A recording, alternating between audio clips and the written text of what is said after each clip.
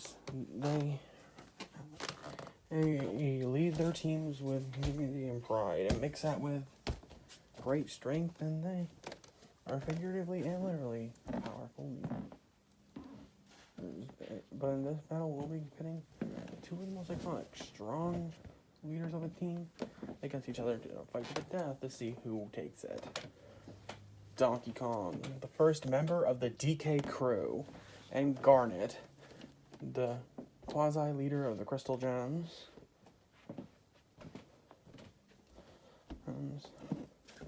To understand the origin of Donkey Kong, let's go back to the year 1981, the release of the arcade game Donkey Kong.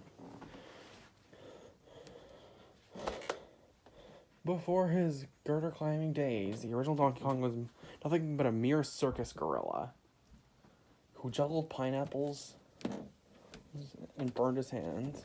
That all changed when, on one fateful day, when he juggled pineapples for a living. That all had changed when, on one performance, he burned his hands on a fireball, causing Jumpman, a resident of that circus, a person who was watching that circus act, to burst out in laughter.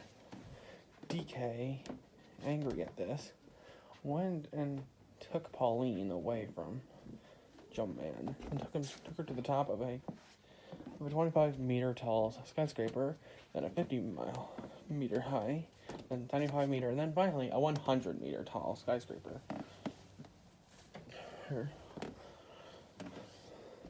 Jumpman did eventually defeat the big gorilla, and then sent him in a cage en route to the zoo to prevent another action like this from happening.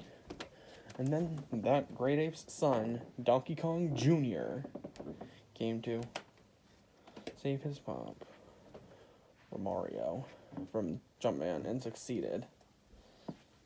And finally, a couple of years in, suddenly, bang, the character that we are talking about came to exist. That character is Donkey Kong. Originating from Congo Bongo Island.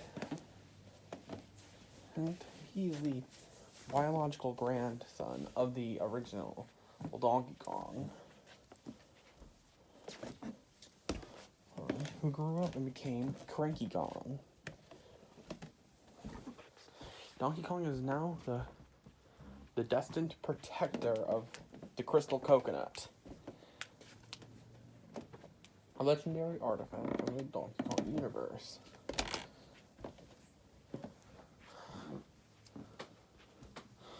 With DK, he's to defend this, and I think he needs a great power at his side. Thankfully, due to his gorilla physiology, comparability to characters in the Mario universe, he has that. In terms of physical strength, he's strong enough to hold a fully grown adult woman over his shoulder, her with one hand.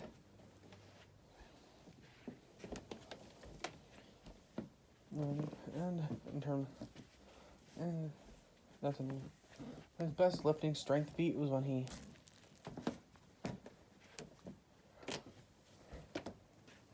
held up a stone platform in Mario Party 8 for quite a long time.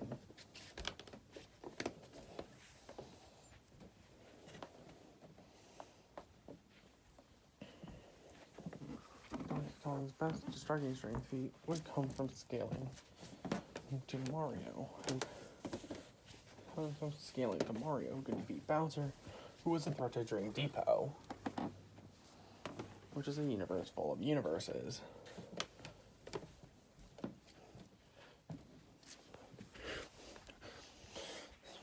In his own series, Donkey Kong is often depicted as one of the slower Kongs, but it's still fast enough to react to King Cutout's lasers,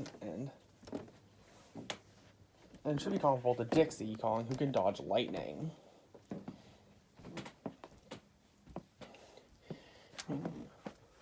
But the best speed, again, comes from scaling to Mario characters, more specifically to Wario, who can outrun a black hole in Mario Party 5. In a minigame.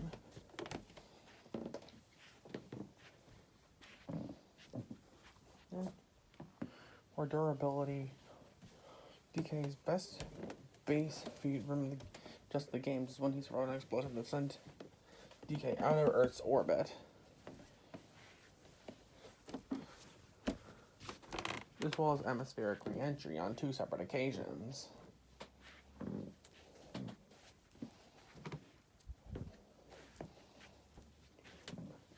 His best durability from scaling to other Mario characters is again being able to take attacks from Mario, who could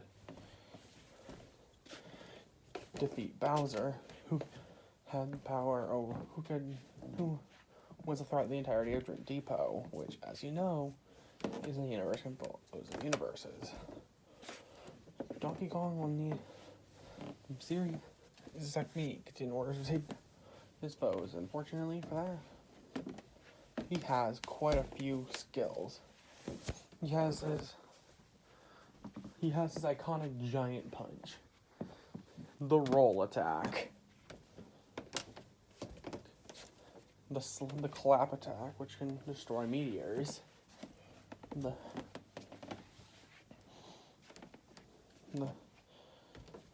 headbutt, which can bury opponents, the spinning Kong, which works similarly to Dixie Kong's hair glide.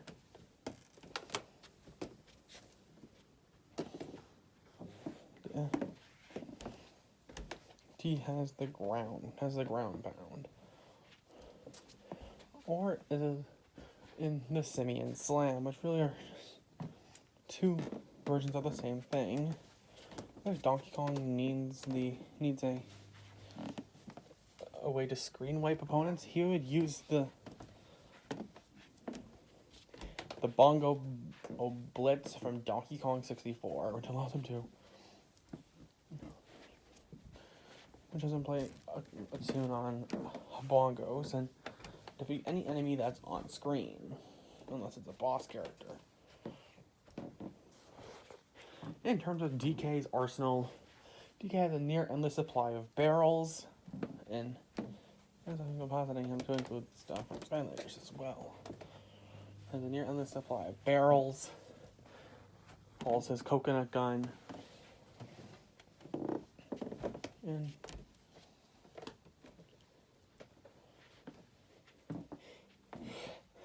the orange grenade. Orange grenades are strong enough to destroy. How's the explosion that ended the DK rap? DK64.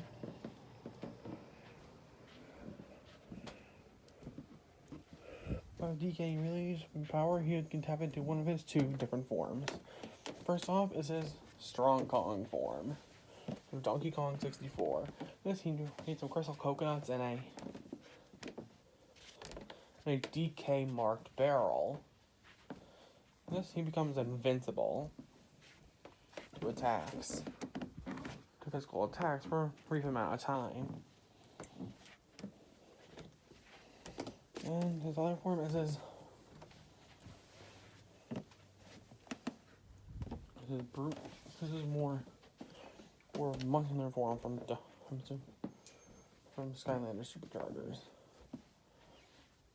who becomes a more brawler, more heavily based off of physical attacks. DK has accomplished a lot. Defeated Little Mac, and theoretically have defeated Little Mac and Punch Out. Vote for the Nintendo Wii.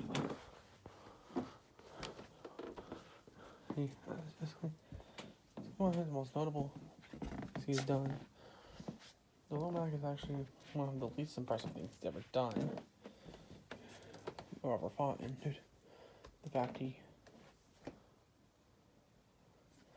that the people in Punch Out are at their best wall level.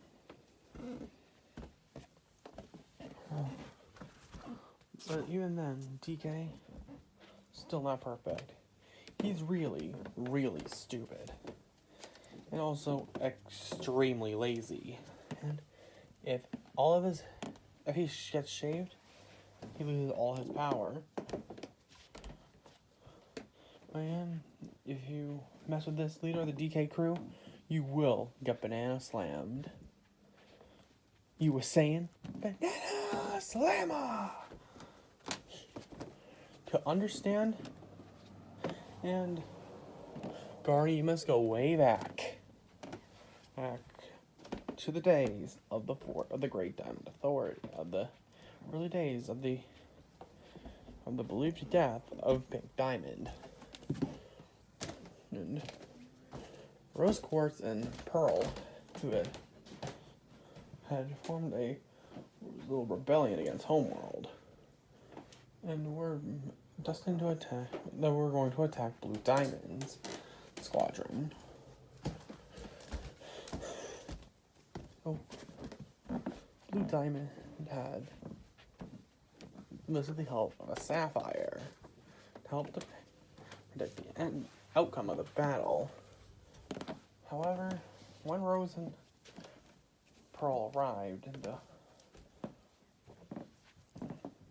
the two characters got 2 of the 3 rubies got destroyed, but the final ruby had merged with Sapphire to form Garnet for the first time. Ostracized by Homeworld, held for being a fusion between 2 gems that was not done for the means of protection. They were deemed outcasts and then became part of the rebellion against Homeworld. Years later, the battle had come to Earth, and I was all in love with one Greg Universe. A couple of years later, Steven was born, and Garnet was left in charge of the crystal gems. Well, Steven becomes of age and can rule. He can become the leader of the crystal gems. So Garnet physically is no slouch. She can fight on par with many of the monsters that crystal gems fought. The best one she fought was Jasper, who could tank. I mean, the gem handship falling down to the power failure of the gem handship and the resulting crash onto the temple on Earth. Her best physical strength, however, when she contributed to the defeat of Monster Steven in Steven Universe Future. Garnet, in terms of speed, has the speed to casually reflect lightning. Has the speed to intercept lightning. What would be about hypersonic speed?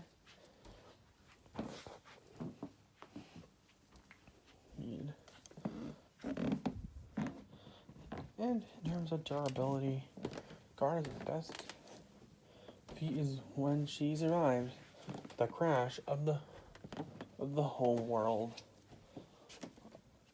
handship crashing onto Earth. She was not even scratched.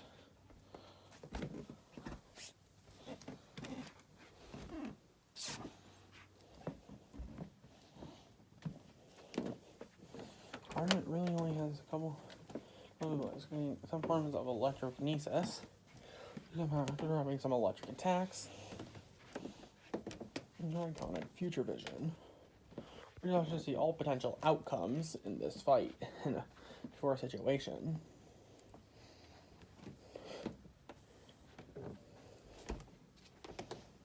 However, more often than not, the bad part of Garnet's future vision comes into play.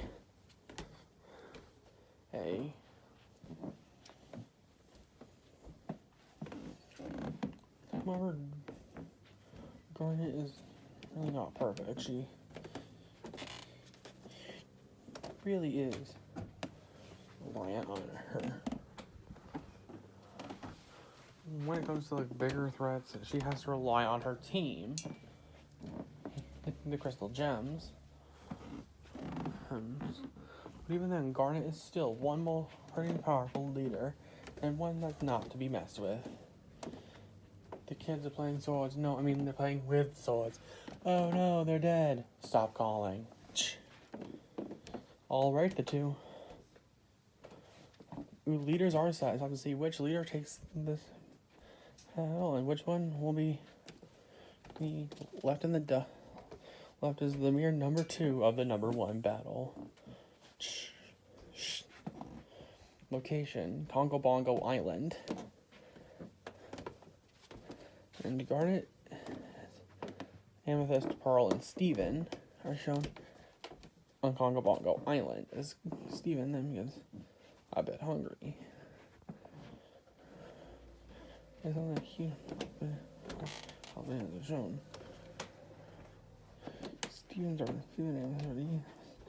Steven, Amethyst, and Pearl get launched into the air by an unknown creature, which turns around and reveals to be DK. Donkey Kong. Garnet readies her gauntlets as Donkey Kong counters by pulling out the coconut gun. The word fight appears as Garnet punches Donkey Kong in the face. Starts punching Donkey Kong. Donkey Kong counters by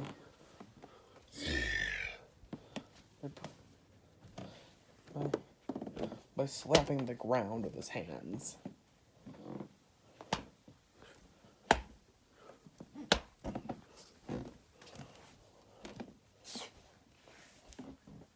Garnet then stands up and fires her gauntlets. Donkey Kong counters by punching them back at Garnet. And then go back here, put the gauntlets back onto her hands. She then proceeds to use her electrokinesis and the blast going towards DK. Donkey Kong counters by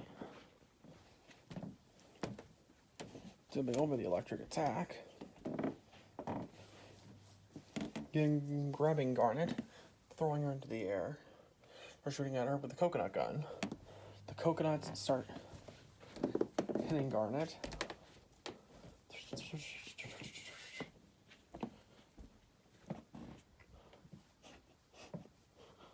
DK then charges up the giant punch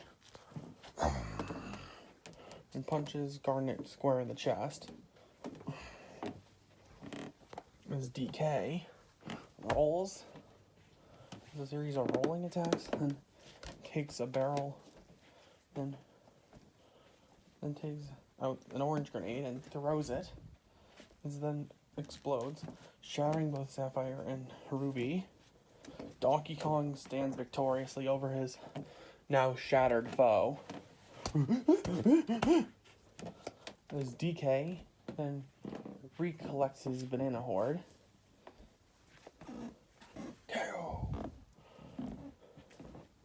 Well, that was something, to say the least. Well, Donkey Kong and Garnet were very... Well, Donkey Kong and Garnet is a match that goes from very fair to unfair as soon as you add Mario character scaling. It goes from a battle which either side can easily win to a side one that Donkey Kong just obliterates. In terms of physical strength, first you think that Donkey Kong and Garnet are about equal due to having island level power. However, Donkey Kong hyperversal feats far surpass Garnet's merely universal power through scaling the diamonds. In terms of speed, Garnet's hypersonic speed is fast, but it's nowhere near Donkey Kong's massively faster than light speed. And when it comes to durability, hyperversal power is much greater than hyperversal durability is better than about mountain level durability.